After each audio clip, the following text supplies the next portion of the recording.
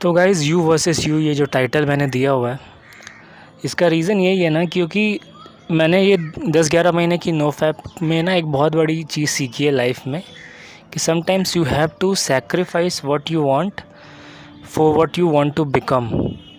होता है ना कभी कभी, मतलब बहुत लंबा जाना होता है ना, तो ज़रूरी चीज़ें भी छोड़नी पड़ती हैं रास्ते में, या घर पे लोड कम करना पड़ता है ताकि दूर जाया जा सके। तो गाइज़ ये फ़ीमेल अट्रैक्शन की कहानी नहीं है, बेसिकली एक डिसीजन की कहानी है जो मैंने ली थी। उस टाइम पे मेरे को ये डिसीजन लेने में काफ़ी डिफ़िकल्ट हुआ था। तो क्या हुआ था ना, बेसिकली जब ये लॉकडाउन हटा था पहली बार, जब फ़्लाइट्स वगैरह रिज्यूम हुई थी, डोमेस्टिक फ़्लाइट्स, मैं घर आया हुआ था। घर वाले काफ़ी उस समय पैनिक मोड में चल रहे थे, क्योंकि बीमारी ज़्यादा फैल रही थी उस टाइम पे।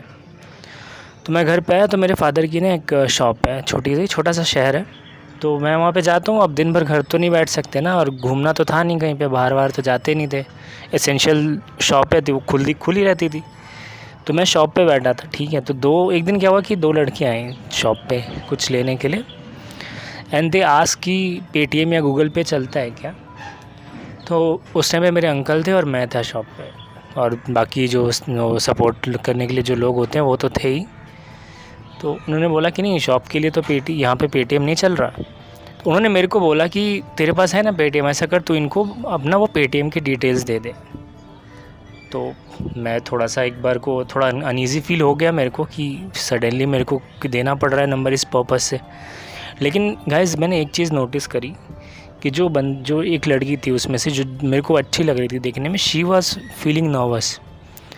क्योंकि ये फीलिंग ना मैं आज तक अपनी लाइफ में इतनी बार महसूस कर चुका था ना, कि मैं सामने वाले को देख के बता सकता था कि हाँ यार ये नर्वस होती थी। क्योंकि मैं भी अपने टाइम में, जब मेरी फैपिंग वाले टाइम जो थी, तब मैं ऐसे ही नर्वस हो जाया करता था। जब भी कोई अट्रैक्टिव लड़की या कोई ऐसे मेरे को दिख जाती थी ना, सडनली मैं बहुत अनकम्फर्टेबल हो जाता था।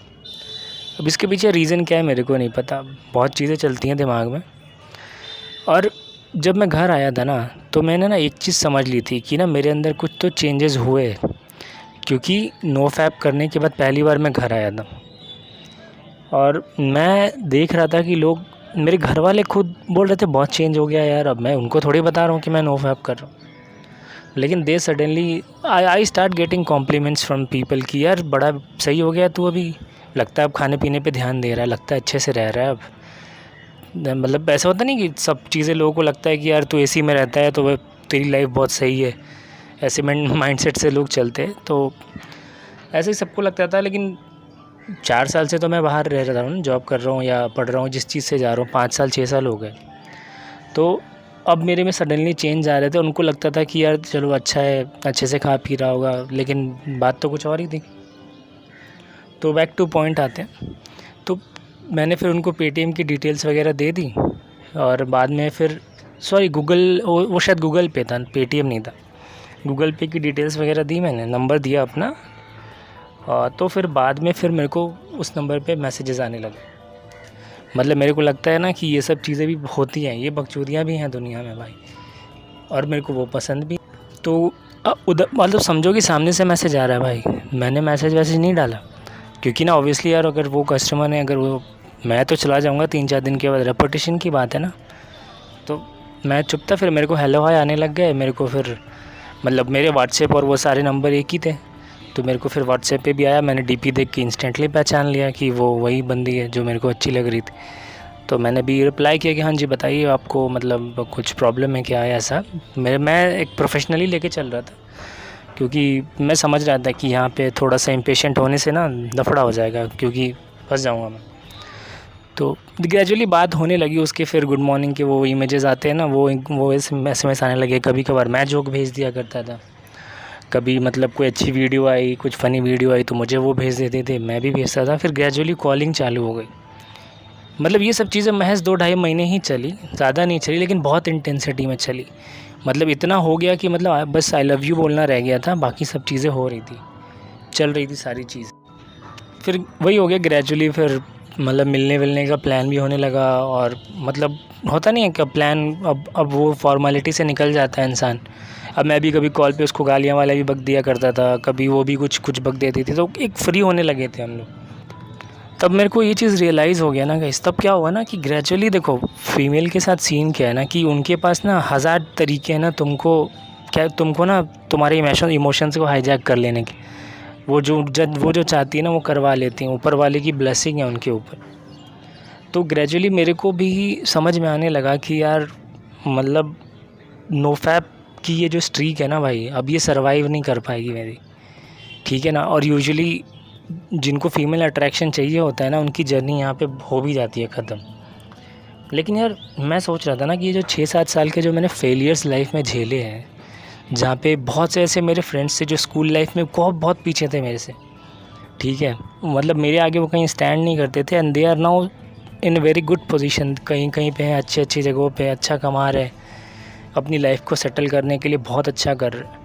और मैं इधर पीछे था, वही मतलब वाहियात सी नौकरी कर रहा हूँ 2 साल 2.5 साल से 3 साल से, और कुछ ग्रो नहीं कर रहा हूँ। तो फिर मेरे को लगा कि यार मतलब ये सब चीज़ें लाइफ के ना किसी भी मोड़ पे ये सब चीज़ें आ सकती हैं। तो बेसिकली यू वर्सेस यू लिखने का मतलब ही यही था कि भाई धर्म संकट आ गया था अभी, कि एक चीज़ है जो आँख के सामने है, जो मेरे को मिल सकती है ईज़िली, रिलेशनशिप में मैं जा सकता हूँ या फिर इस चीज़ को आगे ले जा सकता हूँ, प्रपोज़ कर सकता हूँ, ठीक है ना। और दूसरी चीज़ ये थी ना कि मैं लॉन्ग रन में सोचूं उस चीज़ के लिए जिसकी कोई गारंटी नहीं है, ठीक है ना। सक्सेस की कोई गारंटी नहीं दे सकता इस दुनिया में कि तू सक्सेसफुल हो ही जाएगा। लेकिन गाइस वो रिस्क लिया मैंने उस टाइम पे अपनी लाइफ में। मैं बोला कि जब 6 साल 7 साल के मिस्टर इंडिया होने के बाद मुझे अगर ये चीज़ मिल सकती है तो मैं कंटिन्यू करूँगा, तो मेरे को क्या क्या मिलेगा। और गाइस आज मुझे उस डिसीजन पे कोई भी रिग्रेट नहीं है। और मतलब जैसे तैसे करके, मतलब ऐसा ब्रेकअप तो था नहीं, कोई ऑफिशियली प्रपोज़ का सिस्टम था नहीं, तो ब्रेकअप करने का तो था नहीं कुछ सीन। तो ग्रेजुअली मैंने कम्युनिकेशन कम कर दिया, मैं बोल दिया यार मैं बिज़ी रहता हूँ ऑफिस में, तो इतना ज़्यादा नहीं हो पाता। जब टाइम था तो हम लोग बातें करते थे। तो होता नहीं, जैसे तुम्हारा टच जब when you lost the touch ना, तो फिर वो फॉर्मेलिटी वापस आने लग जाती है, गुड मॉर्निंग गुड आफ्टरनून के बाद फिर कुछ बात ही नहीं हो रहे 2-2 3-3 दिन। तो फिर ये धीरे धीरे करके गाइस ये चीज़ ख़त्म हो गई। मतलब एक पॉसिबिलिटी थी जो कुछ मतलब रिलेशनशिप में आने की, मैंने वो भी छोड़ दी। और मैं इस चीज़ के लिए रिग्रेट नहीं कर रहा हूँ मैं, क्योंकि ना अगर मैं वहाँ पे रुक के ये फैपिंग कर रहा होता ना, तो शायद क्या पता ब्रेकअप तो तब भी हो सकते हैं यार, ऐसा थोड़ी है। लेकिन ये जो बेनिफिट्स अब मेरे को मिल रहे हैं ना, जो सक्सेस की तरफ मेरे को लेके जा रहे हैं, तो गाइस एक बार तुमको सक्सेस मिल जाएगी ना, और सक्सेस का बेसिकली मतलब ये नहीं है कि तुम मतलब बहुत सारे पैसे कमा लो। मेरा कहने का मतलब ये कि तुम हर दिन जब इम्प्रूव करते हो ना, हर दिन जब तुम जीतने लगते हो, तो खुद ब खुद तुम सक्सेसफुल हो जाते हो। तो अट्रैक्शन मुझे आज भी बहुत मिलती है, बहुत, मतलब एकदम से ये मत सोच लो कि मैं वो सेटवेट के या फिर वो एक्स के डू वाले जो डिओड्रेंट है ना उसके। तो गाइज़ मैंने जस्ट एक तुमको एक अपनी लाइफ की एक्सपीरियंस शेयर की है। प्लीज़ मैं तुमसे बोलना चाहूँगा कि ना विमेन को, फीमेल्स को तुम ना ऐसा ऑब्जेक्ट मत समझो कि ना वो एक ऑब्जेक्ट है तुम्हारे अर्जेस के लिए, ऐसा बिल्कुल भी मत समझो। इससे बड़ा मतलब कुछ और नहीं हो सकती कोई ख़राब चीज़। तो गाइज़ यही बताना चाह रहा था मैं। और इस जर्नी पे ट्रस्ट रखो। और मैं मेरे केस में बताऊँ ना, तो मेरे को बहुत जल्दी फीमेल अट्रैक्शन मिलना शुरू हो गया। मतलब मेरे को लगता है वन ऑफ द बेनिफिट्स है जो मेरे को काफ़ी जल्दी मिले थे।